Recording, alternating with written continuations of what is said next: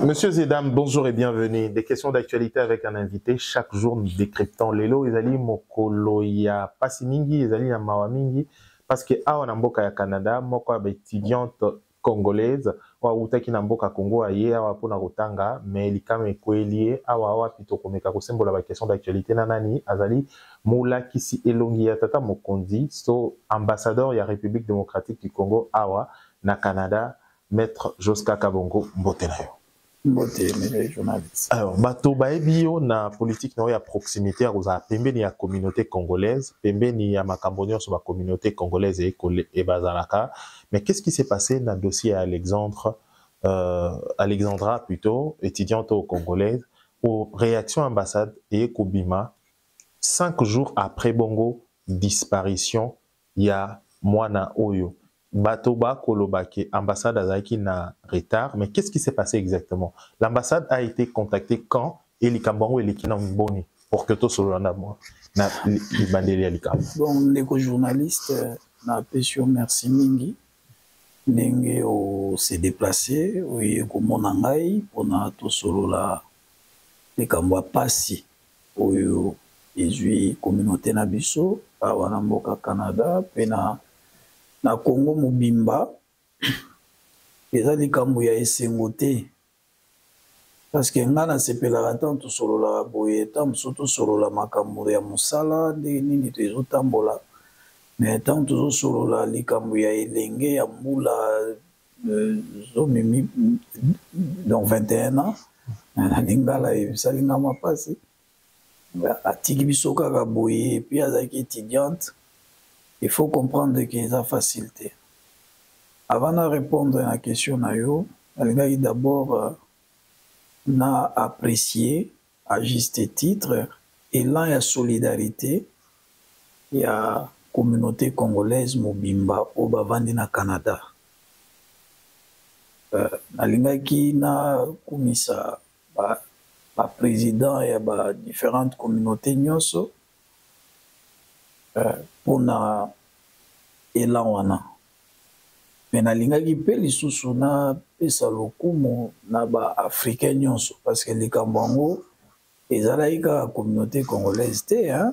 Mais esimbaki presque mokili mobimba mais nanzela micro na yo pe nazali ko remercier ba autorité ya Canada pour na coopération ya malamu oyo ezali entre bango na biso ambassade, donc précisément gouvernement congolais. Nalingi na encouragé famille, na présenté bango ba condoléances, il y a ambassade, puis il y a République Mobimba, puis na présenté ba condoléances wana na communauté congolaise Mobimba awa na mboka ya Canada. Pour répondre à la question, batu nyonso bayibi, à moins que batu bazala na motema ya mabe. Et depuis, tata ya mokonzi atindi biso na mboko oyo, pe na direction ya mokonzi ya affaires étrangères, ambassade, aza toujours pembeni ya ba Congolais. Likambo ebima na moi, ebima na butu, ambassade azawa. Alors, nzoka pona likambo yo. Bon, sikoyo maintenant, likambo oyo, ambassade, azwaki information nango dimanche le 6. Ngakut nazaki na Toronto, nazaki na président ya deuxième vice-président ya Sénat, azalaki kuna pour une mission scientifique. Vous avez quoi assister en tant qu'ambassade. Pétant on a zongi, na 18h, on a eu information. C'est-à-dire ambassade, il faut que la police. Ambassade, azana armée. Namboka ou ambassade avandi, ambassade azana police, azapen armée. Et puis ambassade aza policier, il y a pas congolais. L'ambassade a travaillé à un service ya mboka oyo eyambi soki likambo lokwa ya boye bimi ezali Et puis, l'ambassade a travaillé selon la procédure requise par le droit international, puis la limite, il y a le droit international. Et puis, pour tout agir, il faut tout à la saisie. Pour tout agir, il faut tout à la saisie. Et l'engue abimaki nanda kunaï le 2 octobre. Akei. Puis, atikali kozongate. Donc, certainement qu'il va constater que les 3, parce que pour constater que Moutazongite, Azakova n'a constaté na Boutou, et puis les 3, n'a Monique Azongite. Certainement, à partir des 3, de Akoukaï Kobanda Opé Sassango. Mais ce que les mêmes familles va réagir, je crois, 3 jours après. Non, le 6. Va réagir le 6. Non, va réagir ça le 6. Maman, ça les vidéos dans TikTok, n'a publié le 6. Ah, mais c'est les 6 parce que Bisso a besoin d'informations dimanche. Les 6. Les 6. Exact. Le même dimanche. Mais tu as eu information à famille. Tu as eu information par une personne interposée. Ne muta komelinga bi excellence est-ce que yebike ezana elengi na biso moko azomona na tête tout ça. Aussitôt saisi. Aussitôt na bandi sikoyo kosala ba pratique requise na matière wana. C'est-à-dire na saisir la journée moro férié, il faut la dire journée fériée na 8 téléphone nanga parce que tous en ba numéro de téléphone ba konzi. Na 8 téléphone nanga na bandi ko benga ba konzi. Pe ba ebisinga bolokwa tous dimanche, tous se renseigner mais déjà kaka na butu wana ba pesa ngai numéro ya téléphone ya police ya Québec. Puis place à Zalaki. Ouais, place à Zalaki. Alors, lundi na tongo tongo, tozui to komi mikanda, to tindi na affaire mondiale, on a ko pesa bango information ya likambo ndenge toyoki, pe to sengi bango basalisa biso na ba service ya mboka na bango po toyeba nini eleki pe to retrouver mwana. Parce que d'abord, messieurs les journalistes, dans un premier temps, Nazalaki d'accord avec un concept il y a disparition. Yeah. Parce qu'en droit, il y a une différence entre un disparu et un absent. Yeah. Moi, j'ai posé même problématique, mais pourquoi Balobia a disparu? Parce que il n'y a pas encore d'éléments qui prouvent qu'effectivement, l'Iwana est certain. Donc, moi, je pense qu'il faut tout changer concept, il faut tout changer terme. Au lieu de communiquer que l'Obaki a disparu, tout l'Oba a absent. Parce que là, moi, j'ai l'espoir que tout le monde aille. Bon, on a saisi tous les services, et puis le service comprenait la problématique de soulever. Et puis, aujourd'hui, je suis en contact avec la police et puis les policiers ont mené l'enquête. Donc, dès le premier jour, dès le lundi, l'ambassade a été déjà en contact et en procédure diplomatique pour les Sengeli na bateau pour la solution. Voilà. Alors, et puis, quand je suis en contact avec la police, la police a confirmé qu'effectivement la jeune dame est disparue. Mais nous avons un rapport préliminaire. Parce que dans un premier temps, la police a méga que non, bien sûr, vos ambassades, mais famille a été communiqué dans l'ambassade par rapport à cette situation. Donc je me permets de dire ça vraiment pas dans parce qu'il est au privé. Bon, parce que on va estimer que le local là déjà en contact dans la famille, bazago monaté pourquoi l'ambassade mais na mega iko laksa bango ba disposition convention de Vienne sur les relations diplomatiques pour dire que non na famille na mutabungi biso tozana devoir ya protéger pe ko défendre l'intérêt. Donc vous êtes imposé. Donc, nous sommes partis dans cette affaire parce que toza gouvernement ngandeke naza boye ba konzi nanga ba retourna nga nini le kaki alors na websa bango ke bino boye bisenga ke famille solana bango alors pourquoi tozali a. Heureusement, ils ont compris directement. Et puis, bah, c'est un rapport préliminaire. Donc, est-ce parce que vous êtes imposé? C'est comme ça. Pas imposé, mais on a rappelé. bon, rappel il faut le qui rappelle en de façon pacifique. Il fallait qu'on se les canne recours. Oui, nous avons fait comprendre parce que jusqu'à ce moment-là, et ils nous faisaient comprendre que ils sont déjà en contact avec la famille et qu'ils font les rapports avec la famille. C'est comme ça que nous avons montré que non, nous sommes un intervenant, donc on peut dire volontaire, parce que citoyen en biso. Donc moi, en tant qu'ambassadeur, je suis en droit et et puis il faut retrouver mon ambition. Parce que jusqu'à la preuve du contraire, pendant ces temps-là, donc moi, j'ai considéré ça comme une absence. Alors, donc, ce il faut tout lever et qu'évoque sur Makam tout ce qui s'est dit.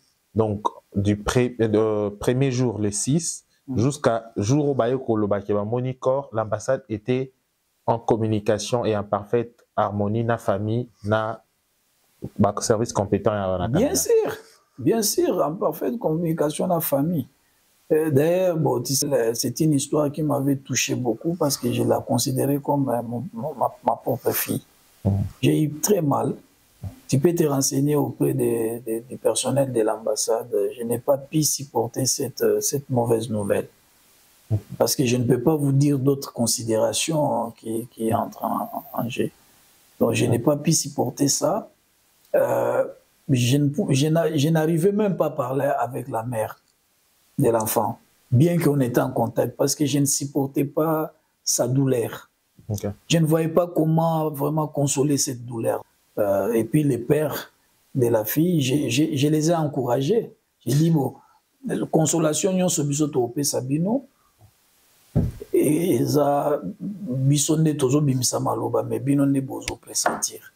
Mais avec la famille, l'ambassade, qui en contact. Et puis, dès que l'ambassade a été saisie, son Excellence, Madame la ministre d'État, ministre des Affaires étrangères, a commencé à tourner la situation chaque minute. Donc, le gouvernement suivait de près l'évolution. Non seulement il est vice-ministre et affaires étrangères, Maman Grace, chaque minute, conseillère naïe ou atali magambu ya ba Congolais de l'étranger, chaque minute. Et ce qu'il y en a des ministres, il y a communication et médias. Très impliqués dans cette affaire. Alors, dire que donc on avait négligé, non, c'est peut-être de la pire. Oui, papa, je vais te dire que ils ont makamunion sauté des photos à la récupération politique.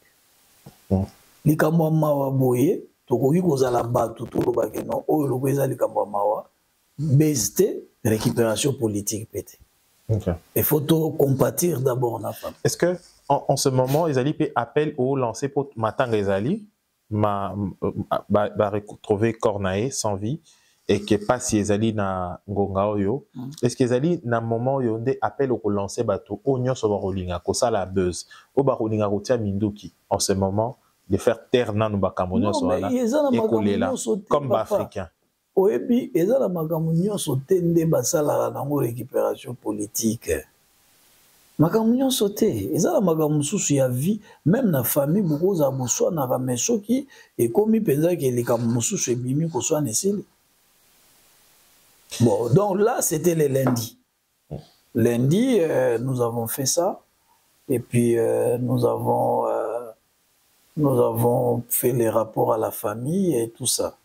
Mardi, na Tongo, comme police et psaïnga qui va ça la déclaration lundi na pourquoi, mais ba psaïnga contenu la déclaration té.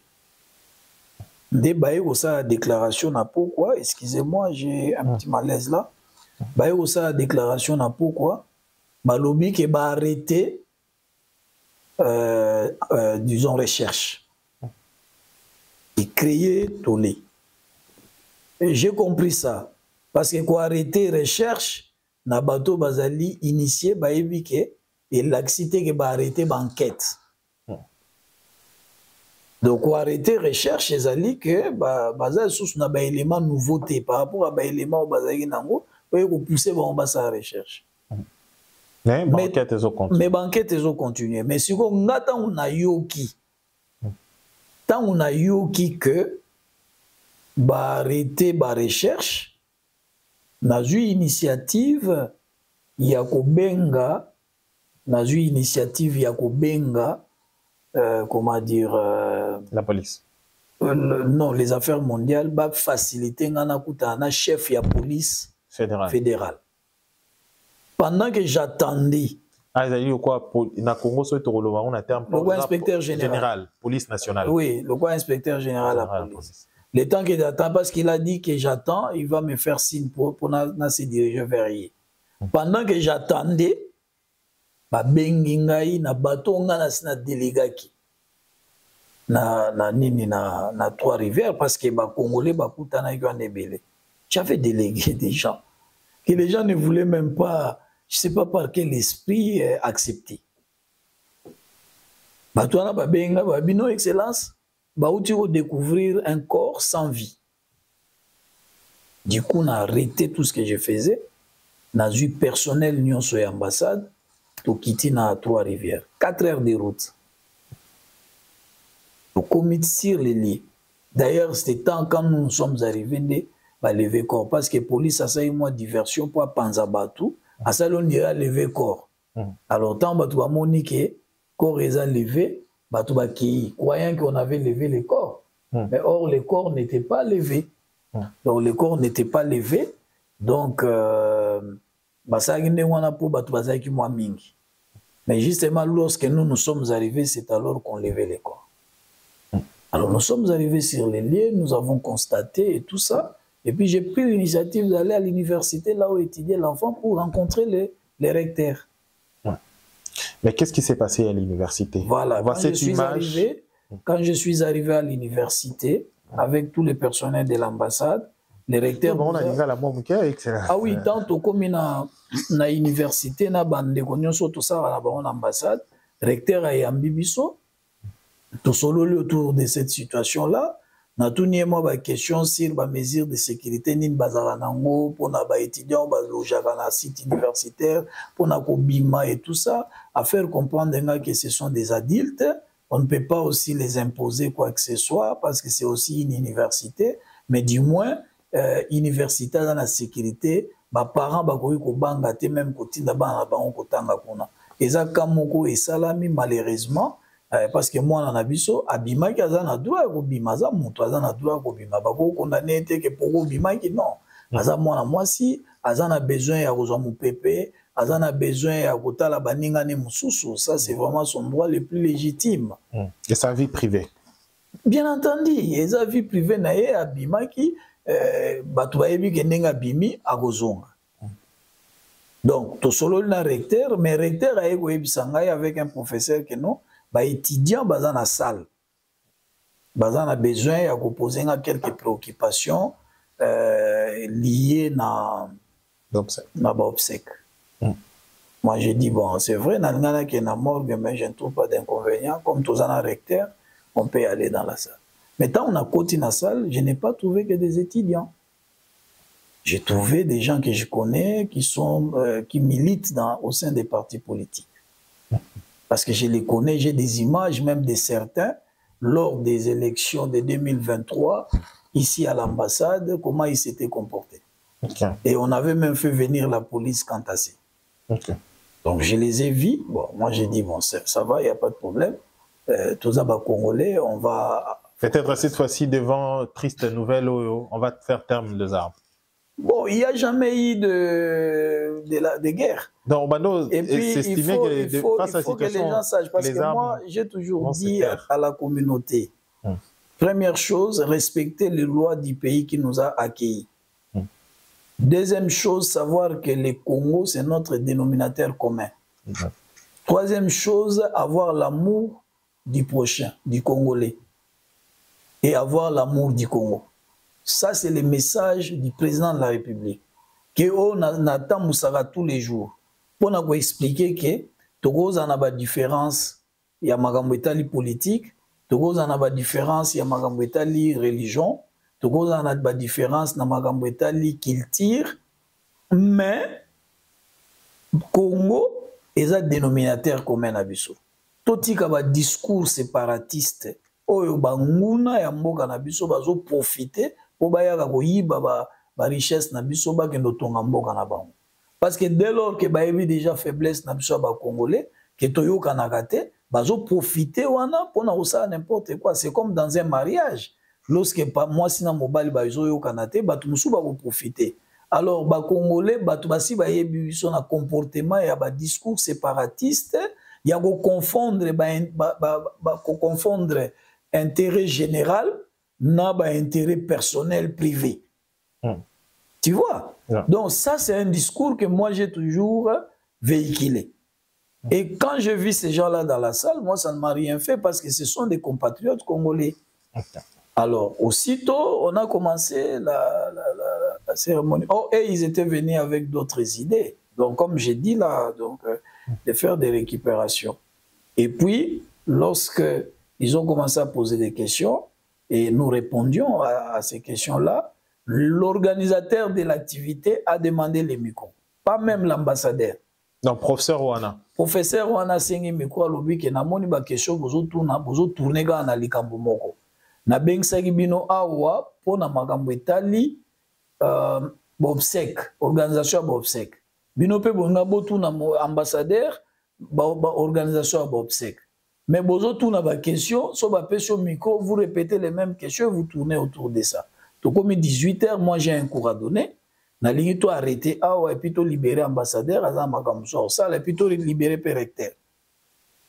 De bandeko wana ya ba parti politique, ils ont même pas ba étudiant parce que na auto un message à ba étudiant va s'excuser. Bandeko wana ba télémi, ils se sont pas adressés à moi. Ils se sont adressés au professeur. On les paye beaucoup d'argent, on les paye beaucoup d'argent. 1 heure du temps pour parler aux gens. Non, c'est décevant. Arrêtez d'être complaisant. Vous les laissez parler comme ça. 1 heure. C'est vrai. 1 heure, ça ne coûte quoi? 1 heure, ça ne coûte pas pour nous parler. Rien. Il vient ici répondre à des questions, il part. Exact. Pour lui dire que soki ozana ba makamuno ya osala, kende me biso to ana pesa biso 1 heure to continuer autour de l'ambassadeur ba question. Donc le besoin c'est qu'il y a communication avec vous. Bon, et il disait ça. Ou c'était juste une excuse? Bon, en tout cas, je ne peux pas aller au-delà de ça, mais c'est ce qu'ils étaient en train de dire. Que Pessabso 1 heure, pour continuer à poser ma question à l'ambassadeur, et puis il me suppliait que monsieur l'ambassadeur, s'il vous plaît, qu'au Kendete, on a ma question à poser. Bon, dans l'entretemps, on avait la police canadienne qui me sécurisait. Et vous savez que la police a ses réflexes. Lorsque la police a constaté cette petite discussion, la police m'a encerclé avec mon personnel et m'a fait sortir de la salle et m'a escorté. Bon, curieusement, je vois dans les réseaux sociaux que l'ambassadeur de la République démocratique du Congo a été agressé. Il y a même ceux qui écrivent que lorsqu'il parlait, les gens n'étaient pas d'accord, ils sont sortis. Bon, ça c'est de la mauvaise foi. Et peut-être Naboui peut utiliser le terme mais parce que moi, je pardonne à tous ces gens-là, mais je leur dis seulement que ça la récupération politique n'a pas sauté. Et puis maintenant, nous continuons à poursuivre parce que lorsque nous avons quitté les Trois-Rivières, on est arrivé ici à l'ambassade à 22h30. Toujours, pourquoi nous sommes rentrés à l'ambassade? Parce que comme on a constaté que le corps sans vie retrouvé dans la rivière a été confirmé que c'était bel et bien notre fille, en tout cas, on devait poser des actes. Premier acte que nous avons posé, j'ai d'abord fait les rapports à mes autorités directes. Deuxième acte, j'ai écrit toujours aux affaires mondiales et aux affaires extérieures Québec, on a kosenga lisungi na bango, basalisa biso tokota en contact na ba service compétent pour basala autopsie pe ba faire intervenir police scientifique pour na koyeba ba circonstances nini mwana na biso akufeli. Est-ce que akotaki na mai yemoko ou bien les alaki na mutu moko asalaki piège aye wana étranglé pa boaki na mai. Ça c'est ce que nous avons fait Et puis là, je profite encore pour remercier infiniment les autorités du Canada pour leur coopération, parce qu'au moment où je vous parle, nous sommes déjà dans les processus de l'autopsie et dans les processus d'examen par la police scientifique. Deuxième chose, nous avons contacté les autorités compétentes pour qu'ils facilitent les démarches administratives à la famille, aux familles Bahia Awa, au Seriki. Donc une délégation de la famille. Bien sûr. Et puis je vous dis que je venais de parler avec le ministre chargé de la question ici. Il m'a demandé de lui transmettre la liste des personnes de la famille qui doivent venir. Bon, j'ai constaté que la liste est là, elle est un peu longue, mais j'ai demandé à l'autorité de comprendre cela parce que c'est l'émotion. Tous ces gens-là veulent venir et puis rentrer. Donc c'est ça, c'est que nous sommes en train de faire. Et puis au côté en contact dans la maison funéraire. On a au cas où la famille va dire que bon, il faut qu'on rapatrie le corps, que le corps soit rapatrié sans difficulté. Et puis, autre chose, le gouvernement, la MINETA, la ministre d'État aux Affaires étrangères, a des mesures toujours dans le cadre d'accompagner cette famille. Donc, pour terminer par rapport à la question, l'ambassade n'agit que lorsqu'elle est saisie. Okay. Mais il arrive des fois où l'ambassade apprend des nouvelles sans qu'on sur les réseaux sociaux. Donc, c'est démarche en gros. Il y a parfois que tu as des nouvelles sans que va saisir biso et puis on s'implique. Alors, Ndé Ali Aliboso, l'occasion faisant de la rang, tout le Bélango de façon pour la bâtonnière, surtout pour l'adaptation à Kinshasa, nani procédure nini yakosala. Ce qui est koeli quand pour batumso alors oh ambassade et assistant qui bisoté mais azaki nanda pour likambo koeli atikali procédure nini kosala ce qui likambo ezali na yo ozali na mboka bapaya. Et là, on esengeli au sala pour que l'ambassade alobaki azaki saisi. Et là, on liboso to senga ba congolais au nyonso bazouya na Canada même pour d'une manière temporaire ou permanente ou pour raison d'étude, il faut pas se faire enregistrer dans l'ambassade. Wana to za na adresse na bango to yeba bango. Et là, on mi balé ezali que soki ozui likambo, il faut qu'on informe. À ta police, bagenda ko saisir it. Ambassade azanzambe te.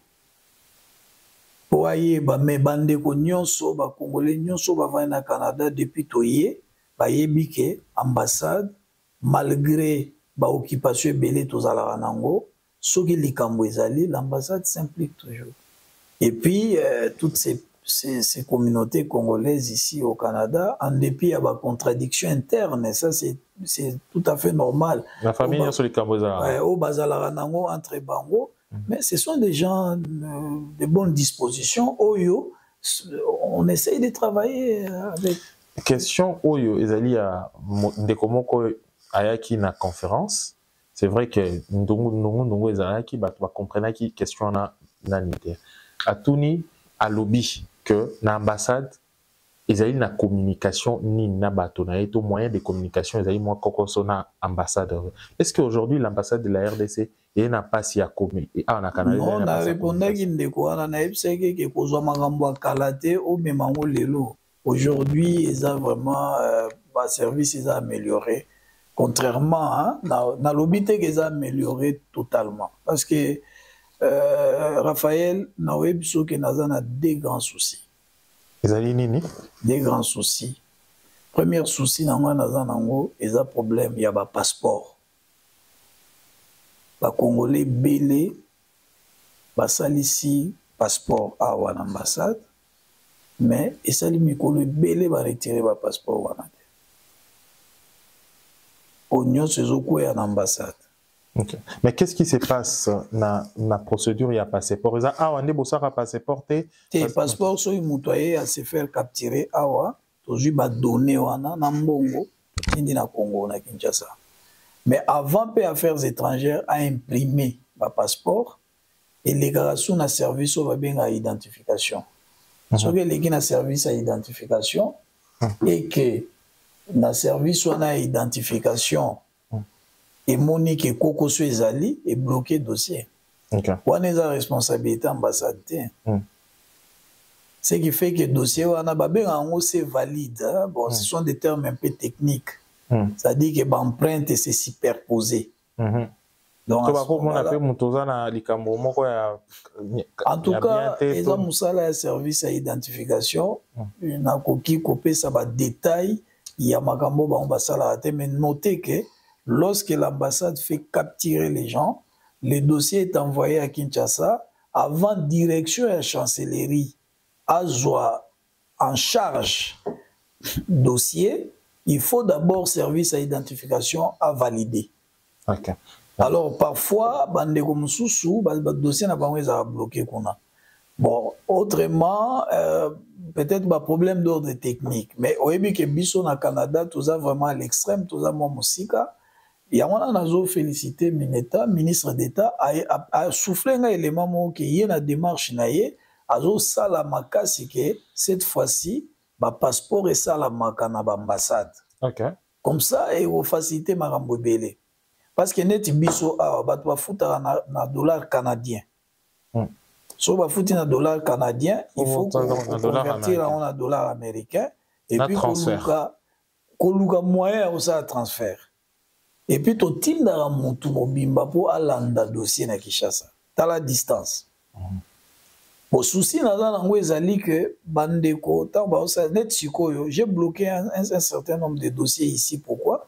Nazana nous exiger que ba dossier auto sto futeli mbongo eza kuna oyo ya batu eya natindaki mutu nakansi azozonga lobi jeudi na ba passeport c'est ko total parce que biso tozela 212 passeports total à ceux qui roya 212 ceux qui 212 te tolinga to eba ba o ezangi wana eza na situation est-ce que eza na situation na c'est valide tout ça donc souci na ngai parce que na ba service ndenge toujours améliorer doit améliorer le service belé.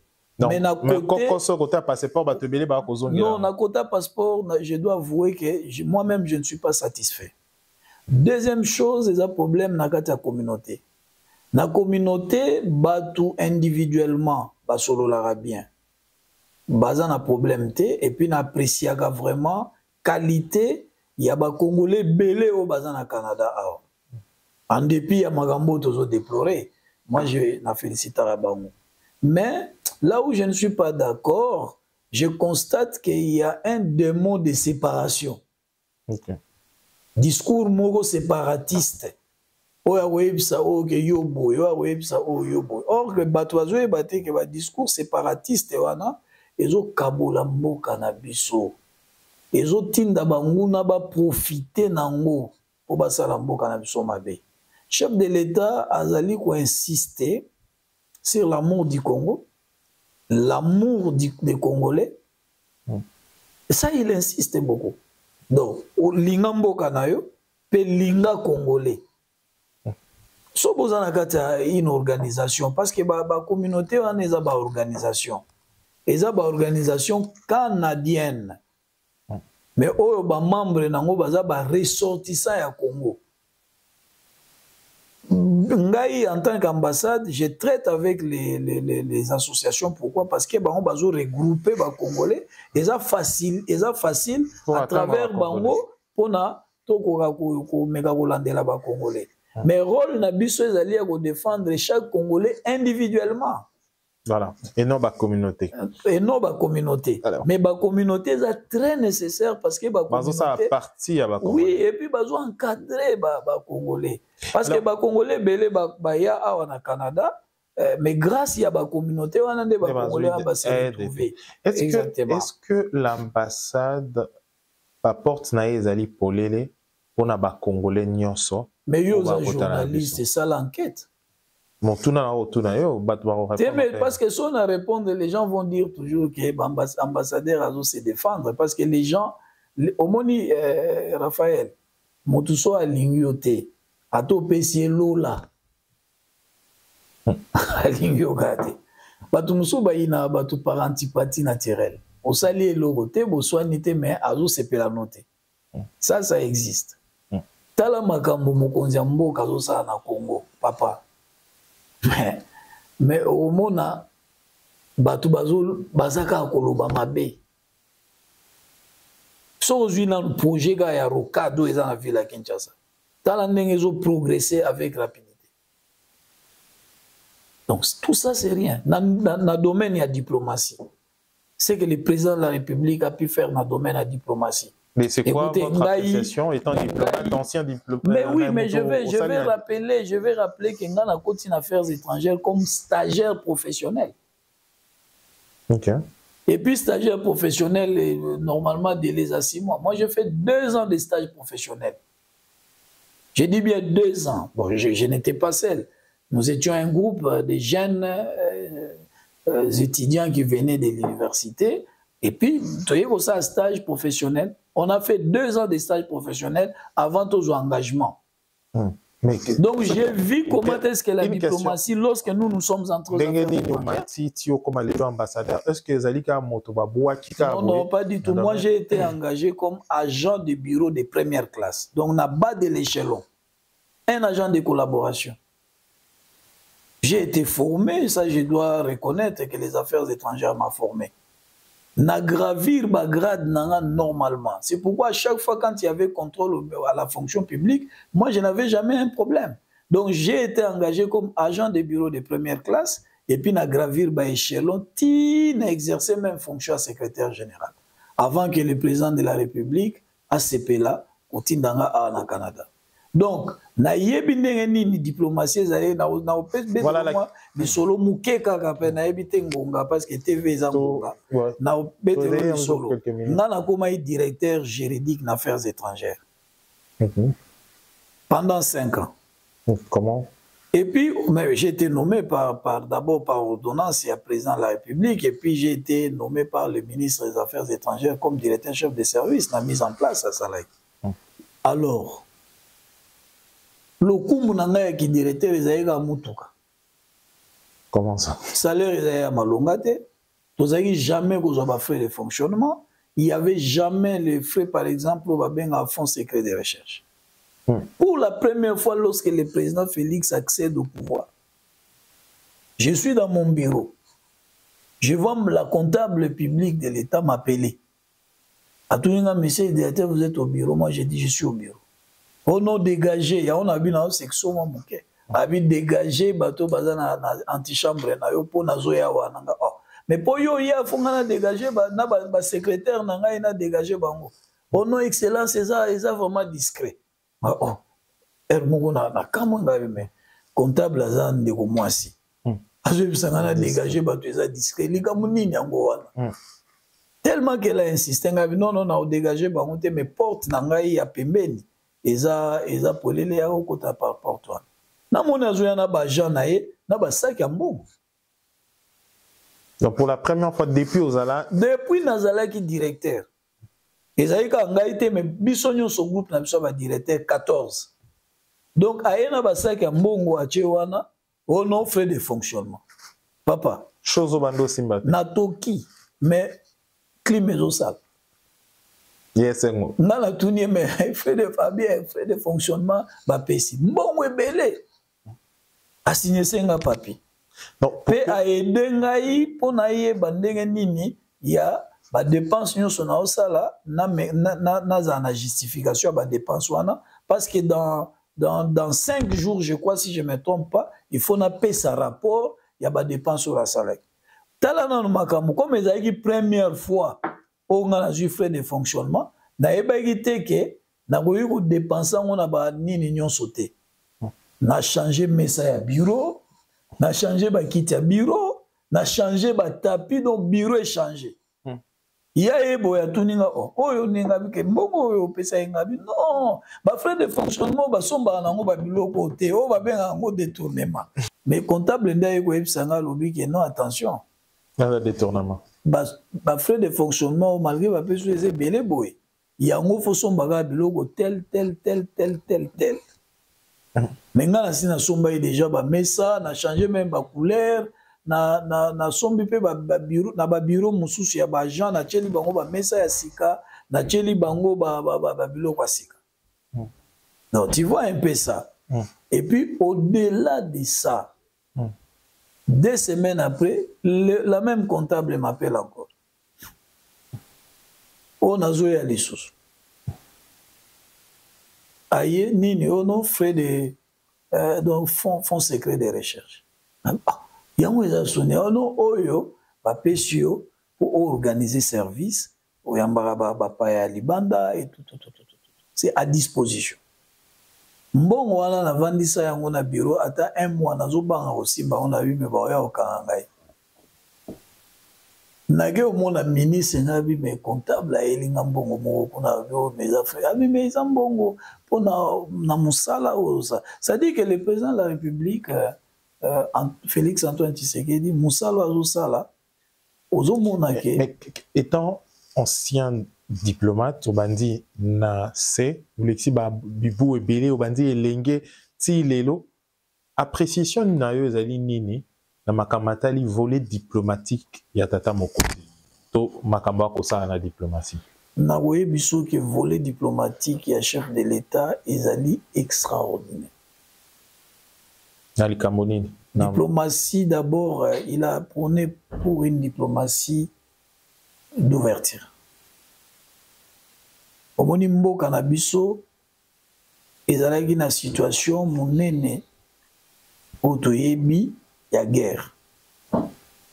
Mais guerre wana compréhension ya communauté internationale bien que bayebaki vérité ya makambo azosala ezalaki na tendance vers notre voisin.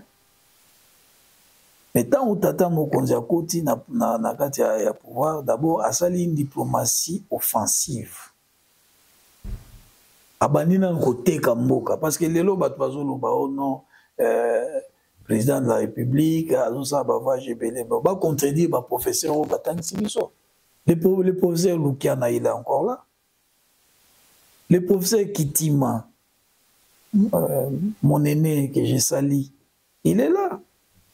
En tout cas, moi, je me rappelle qu'il nous a dit que le président Mobutu, même Yewawa, n'a habité ce qui est professeur Yewawa, il nous a dit que lorsque le président Mobutu a pris le pouvoir, il y avait beaucoup de guerres. Et il a entrepris, disons, une tournée diplomatique à travers le monde.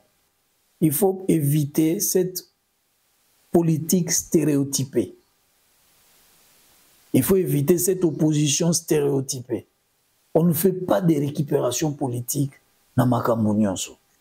Voilà, tokomi na suka ya édition na biso to sembola ki ba question d'actualité na molakisi elongi ya tata mokonzi na mboka ya Canada to ambassadeur ya République démocratique du Congo awa na Canada to sololi makambo nyonso eloko ya suko ko esa ba congolais ba ko landa biso awa na Congo et na Canada place tozwami na oba ko landa biso na Congo ekoki ozali.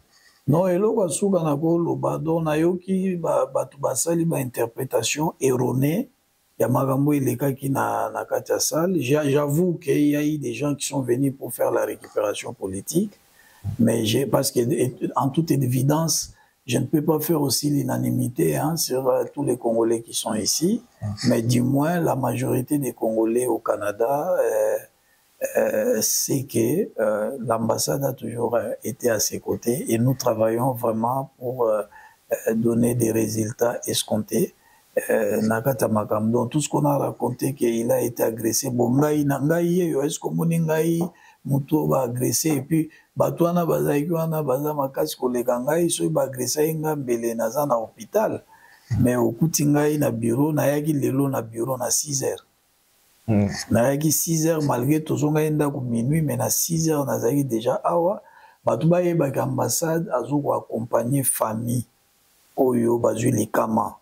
Donc toujours accompagné bango en tout cas na makambo presque nyonso. Donc na likamo tuna oya bato so toko résumer na motuna ya bato o soki tata na mama ya victime ba kozwa visa en tout cas ba disposition oyo biso tozui na nde to solo na ba konzi ya Canada ba kozwa visa. Donc ba kozwa visa ba koya une délégation. Surtout priorité papa na maman. Mais ils ont une délégation à famille. Mais ils ont une délégation à famille. Bakozwa visa. Bakozwa visa, bakoya et vous allez bien, bango ba participer na place, ba participer, bon ba okuta peut-être résultat, il y a banquette, so baza d'accord té ba manifester disons sentiment na bango. Awande to tie terme na édition la biso ya lelo, merci d'avoir suivi. Bolandi biso na ba télévision na Kinshasa, vous avez la possibilité à Rolanda Biso en continu, ceux qui besoin Biso na en cours, beaucoup qui Rolanda na YouTube, Info 243, Tokutani prochainement pour l'édition Moussousou. D'ici là, portez-vous bien. Au revoir.